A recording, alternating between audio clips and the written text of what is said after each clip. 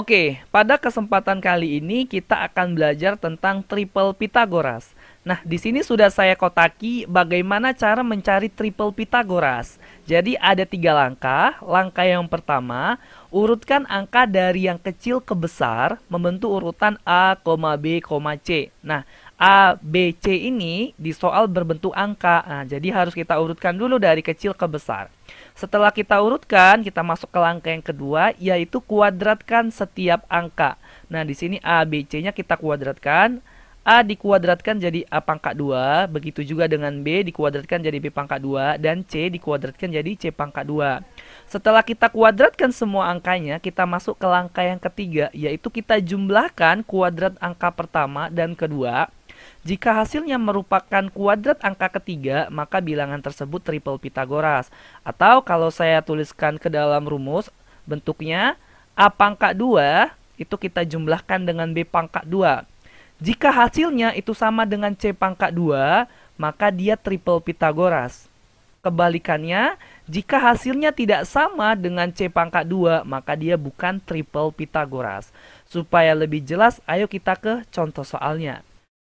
Di antara kelompok 3 bilangan berikut ini, manakah yang termasuk triple Pythagoras? Yang A 12, 16, 20, yang B 8, 17, 15, dan yang C 7, 13, 11. Kita jawab yang A pertama, yaitu 12, 16, 20. Kita lihat aturan yang pertama atau langkah yang pertama, apakah dia sudah terurut dari kecil ke besar? Ternyata sudah. Ya, dia sudah terurut dari kecil ke besar sehingga kita bisa masuk langkah yang kedua, yaitu kuadratkan setiap angka. Jadi ini kita kuadratkan, ya, kita kuadratkan 12 pangkat 2 itu 144, lalu 16 pangkat 2 itu 256, dan 20 pangkat 2 itu 400. Nah, setelah itu kita masuk ke langkah yang ketiga, yaitu kita jumlahkan A pangkat 2 tambah B pangkat 2, apakah hasilnya sama dengan C pangkat 2. Nah, di sini A pangkat 2-nya adalah 144, jadi 144 ditambah, dan B pangkat 2-nya adalah 256. Di 144 ditambah 256, kita kasih jarak di sini, baru kita tulis C pangkat 2-nya, yaitu 400. Nah, sekarang kita lihat. Apakah 144 ditambah 256 itu jawabannya 400? Ternyata benar, ya. 144 ditambah 256 itu hasilnya sama dengan 400. Perhatikan, jika A pangkat 2 tambah B pangkat 2 sama dengan C pangkat 2, maka dia triple Pythagoras, ya. Di sini 144-nya itu adalah A pangkat 2.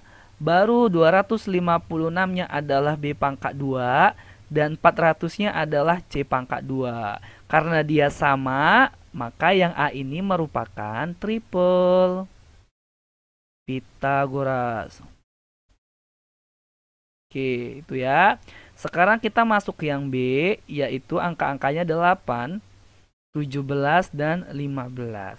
Kita lihat apakah dia sudah terurut dari kecil ke besar. Ternyata belum, jadi harus kita urutkan dulu. Jadi 8, 15, 17. Setelah itu kita kuadratkan angka-angka ini. 8 pangkat 2 itu jadi 64, 15 dipangkatkan 2 itu jadi 225, dan 17 pangkat 2 itu 289. Nah, sekarang kita jumlahkan 64 ditambah 225. Kasih jarak di sini, kita buat 289. Sekarang kita lihat, apakah 64 ditambah 225 itu jawabannya 289? Ternyata benar, ya. 64 ditambah 225 sama dengan 289. Jadi dia memenuhi yang saya checklist, ya. Sehingga yang B ini juga triple Pythagoras. Oke. Sekarang kita masuk yang C.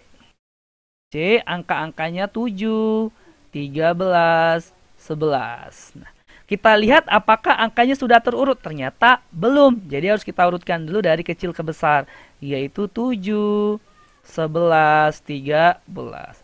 Selanjutnya kita kuadratkan ya semua ini. 7 pangkat 2 itu 49, 11 pangkat 2 121 dan 13 pangkat 2 adalah 169.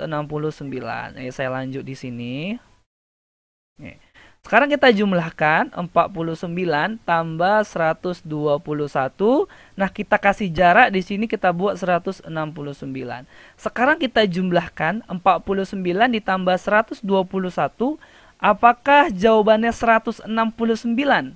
Nah, ternyata tidak, ya. 49 ditambah 121 itu tidak sama dengan 169. Melainkan 49 ditambah 121 jawabannya 170. Kan 170 tidak sama dengan 169. Dan dia memenuhi yang saya teklisin ini, ya.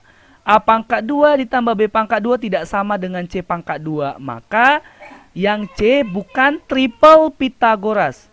Ya. Yang 49 ini adalah A pangkat 2. Lalu 121 ini adalah B pangkat 2. Dan 169 ini adalah C pangkat 2. Jadi yang C ini bukan triple Pitagoras. Jadi yang triple Pitagoras yang mana? Yang A dan B. Bagaimana? Mudah bukan? Saya harap kamu mengerti. Terima kasih.